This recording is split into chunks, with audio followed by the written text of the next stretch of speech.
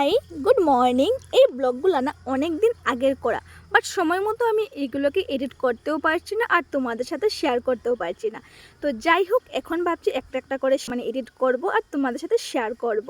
তো চলো আজকের মিনি ব্লগটা শুরু করি। ঘুম থেকে উঠেই তো লেগে পড়লাম ঘরের কাজকর্ম করতে, আমাদের রান্নাঘরে যা কাজ থাকে সেগুলো কমপ্লিট করে দেন চলে আসলাম বেডরুম। তো প্রথমে এসে আমার রুমটাকে একটু ঠিক করে নিলাম, তারপর এক এক করে প্রত্যেকটা রুম ভালো করে ক্লিন করে নিলাম। তারপর তো চলে গেলাম স্নান করতে।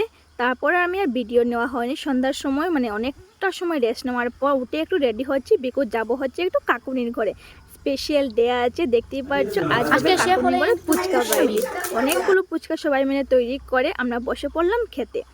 তো এই যে সবাই মিলে ফুচকা খেলাম। আর তারপরেও আজকে একটা স্পেশাল ডে হচ্ছে, বোনের বার্থডে ছিল, তো ঘরে যা ছিল তা দিয়ে ছোট্ট করে একটু বার্থডে সেলিব্রেশনটাও হয়ে গেল।